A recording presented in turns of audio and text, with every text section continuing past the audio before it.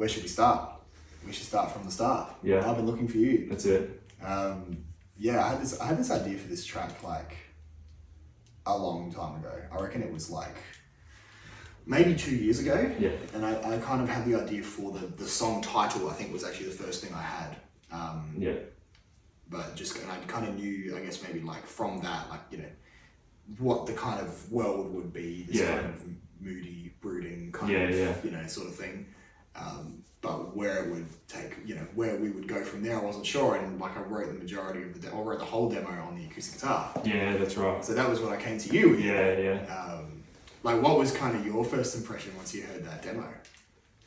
I don't know. I remember I was listening to one of those Bon Iver tracks. Yes. Where he like triple tracks the guitar. Yeah. Double tracks it. Yeah, I remember we were talking about Space Side, one of the, like his recent single at the time that we were first talking about. Yeah, and I remember hearing that Bon Iver song and I was like, wow, I've never heard, and they probably do it all the time. Yeah. But I was like, I've never heard a guitar like pan or like triple track like this, and it just sounded so beautiful. And then when I heard your song, the demo for the first time, I was like, oh wow, I wonder if we could like push from just like a normal classic, I don't know, indie acoustic song where it's just like single tracked or whatever, and just give it more life and more movement, stuff like that. Yeah. I think that was like my first impression. Yeah, and I mean that's what we set out to do. Like that first session we worked on, it was like, acoustic guitar, like that's the vibe. That's right. We were like, you know, brought my acoustic, we were like tracking it and whatever. And then just like listening back to it after, it was like I was like listening to it, and I'm like, I don't know if I've made the right call here with acoustic guitar, you know, because obviously like knowing the kind of music that you make for yourself and that I've heard you do was like, have I made the not the wrong call working with you, the wrong call going, this is an acoustic song. And so I was like, you know what? Like let's take that off. And let's just see if just take the song on its own merits. And then let's like both of us together just on the journey. You know? And I think that kind of I actually love the song as acoustic. Did you? Well, because I listened to it back the other day. I was like, man, this is still a sick song. Because like I think the original demo and you were doing like all your chords that were like phenomenal. I was like, man, this is still like a beautiful acoustic song. Yeah, cool. We should still release it. Release it down the track. Acoustic version. Yeah. I think it is cool. I think maybe part of the reason I disliked it was also because I think I was trying to do like maybe a bit of a Nick Cave sort of, you know, lower vocal thing, which for me doesn't come very naturally because I don't really have a low voice. So like, you know, trying to do that is challenging for me. And then trying to do that, and I was probably playing the acoustic real aggressive and all that kind of stuff. So it was just like, listening, I'm like, this is not gelling in the way that I envisioned. But I think, you're right. There's probably a cool idea there. But with that said, I'm happy we went a different way. Yeah, totally. Like, having you hit the keys on it was like mad. I don't know if you've heard of Maro before. Yes. Like I've listened to a bunch of her stuff over this year. Like someone referenced her once to me. And one of the first songs I heard was just an acoustic song. Cool. And I can't remember what it was. It's like an acoustic trio. It's like a phenomenal YouTube like series she does. Yeah. And then I listened to the actual song that she did, like fully produced. Right. And it's like so different. Yeah. I was like, man, I love that acoustic version. But obviously, you know, every artist has their bent towards what they want for every song. Yeah. But still a sick song. So yeah. What did you like going from acoustic to the like, you know, the more keys synth driven stuff? How did you feel like starting to put some of the instruments down? Like, did the vision kind of come to life pretty immediately for you once we made that switch? I don't know. Kind of like, hang on, I'm used to this being an acoustic track and it's not. I think because I'm used to just doing like my own stuff, which is like indie pop. Like classic, just like 4, 5, 6, 1 chords. That's like where I finish when it comes to like musical theory. So to use like your chords, and I was like, I'm going to be like watching me like transpose. I'm like, I'll figure it out. Just give me a minute. I'm just figuring it out. And I think it was I think the hardest thing is just getting it off the ground. You know, and I think that's when I just pulled up the roads, not for anything in particular, but just to like see how I can bring a keys track into it. And see where we can go from there. It's always a safe like home base. Just to get the chords right and just get a different feel of how it could be, maybe with a synth or keys. I think that was like, was that the first synth sound that we put once we made that switch? I think the first song we did was like a pad. Oh, that's right. So we used that pad from Omnisphere. Like through the whole thing. With the acoustic. So I think we started with that. I think we dropped the acoustic, and then like, why don't we try keys? And that's when we pulled up Keyscape. Yeah, and pulled up the roads. That's right. And then we tried like mucking around with the lead and stuff like that. And I feel like that kind of just, I feel like you felt like you liked that. Yeah, it immediately clicked to me because something that happened with this song in particular was the chords. This was actually unintentional at the time, but the chords are very similar to the chords from This Unknown, like the first single. And like once I realized that, I was like, okay, rather than trying to change it so that they're not too similar, like what if I actually lean into the similarity and have those two songs actually linked together? So when you put up the roads, I think that was also probably why it just clicked to me, because This Unknown's, like all electric piano. Right. So it was like, there's that link as well. Totally. It's actually intentional. It's not like I just got lazy and wrote the chord progression. But and I think the other thing as well was once we did that first session with the acoustic and the like low vocal thing, that didn't end up liking. Changing the melody helped massively. Yeah, that's right. I remember the start of the song you changed. The verses, because they were real low, I was like, that's not working. Yeah. I think from the start we had the I come to the end of the road, I'm looking for you. Like that was in the whole time. Yeah. But the verse, that took some doing. Yeah. And I think also again, like you changed a lot of timing for it as well. Like it was quite loose before. Like it was almost like kind of talking. Yeah, it was. Singing. Yeah. I think I had kind of a bit of demo-itis with it as well. That thing of like, I'm used to hearing it one way for so long. I know, it's hard to like break out, and when you create something you love, and then it totally changes. It's hard to separate yourself from it. Yeah, that's right.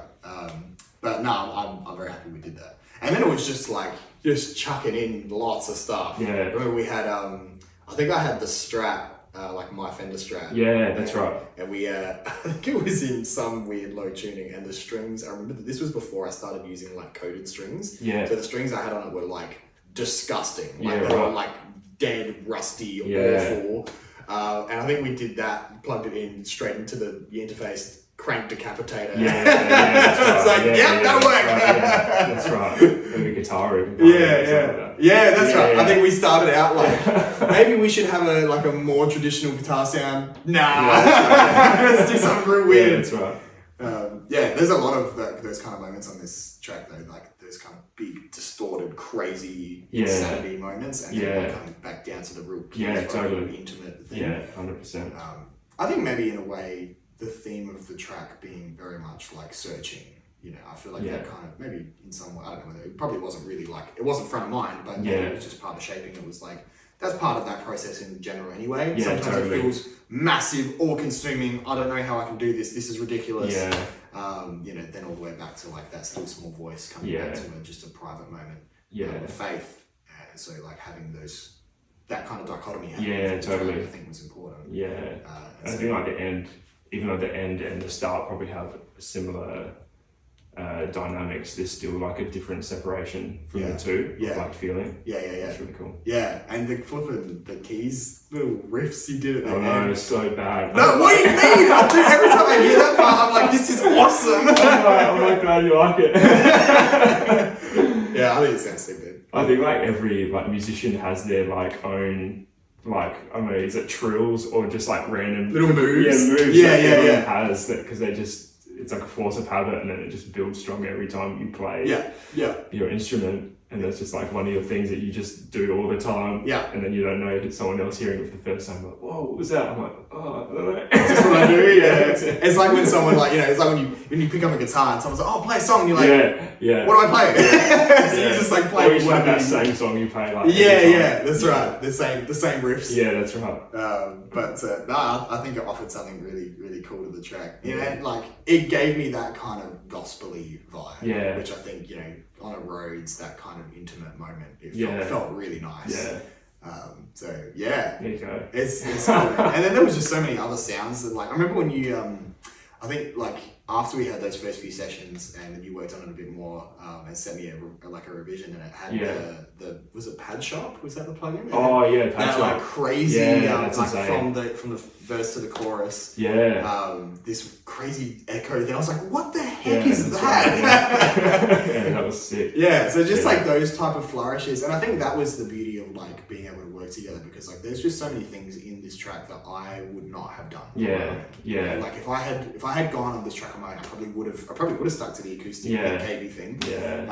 And not ended up with what we had. And it would have been a shame, because I think what we made has so much more personality, and it's like very much in tune with the theme of what I was trying to get across with the track. That like highs and lows, searching and looking for what, you know, looking for maybe what you once had or what you never had, whatever, in terms of faith.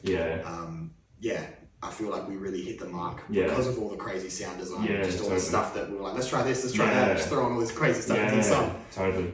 It even pushed me, and like just what you wanted was pushing me to like step out of what I know how to produce, and to go for what do you need done, and how can I push what I know to suit what you need.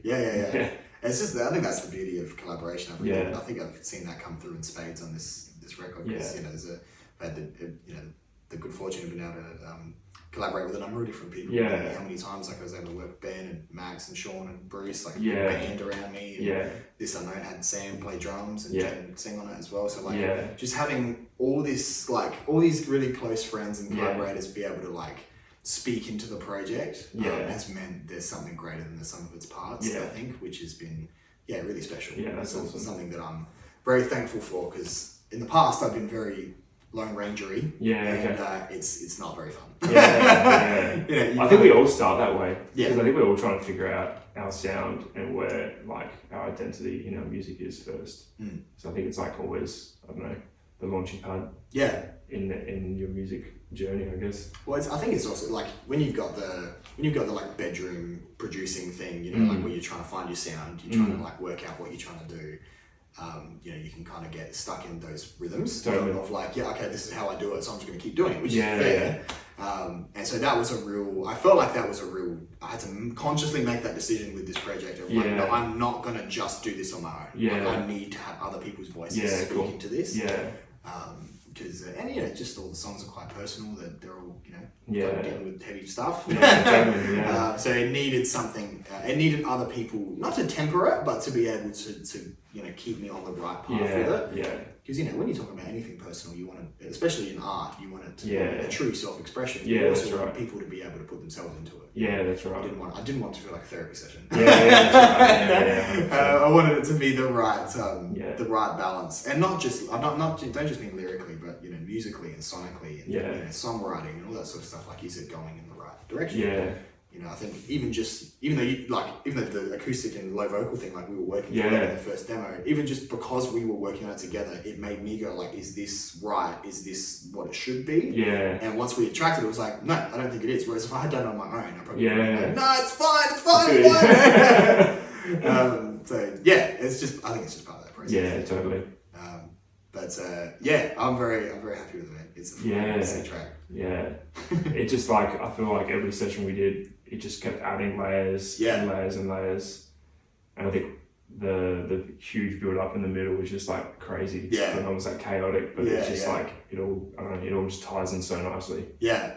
There's that kind of like that line in that chorus, in that hectic bit, like anoint my head with oil while I'm covered in your blood. Both choruses being like, one being really like, fall apart, and the other one just like an explosion. You know, I think I wanted to capture the beauty and the horror of those two sentiments in that. Totally, you know, like one is that's awesome. That like image of, you know, anoint my head with oil, set me apart for something great and give me a purpose and give me a calling and a reason to go in this direction, is a really beautiful sentiment, a really great thought. There's some, you know, just the imagery of that and the importance of that. And then while I'm covered in your blood, of this image of like, you know, someone of faith, you know, knowing that they are covered by a saviour's sacrifice, but then also knowing that like it's because of my own mistakes that this has happened, and you know, just that image of like all that crazy imagery that comes with comes with faith and comes with belief. Totally. And knowing your own shortcomings, it's like wanting to try and capture that all of that sort of cocktail in one part. For real. What do you think now that it's done? Like, if you were a person hearing this for the first time, and I know that obviously we both have our biases having worked on it for so long. That's right. If you were somebody hearing this for the first time, like, what do you think you would take away from it? Like, what's the overarching image that comes from it? Yeah. I think there's that line that you have in the last chorus. I'm trying to think, what's the line before I'm looking for you? Come to the end of the road. Yeah. I think that, like, those two lines always stick out for me and resonate in me. Right.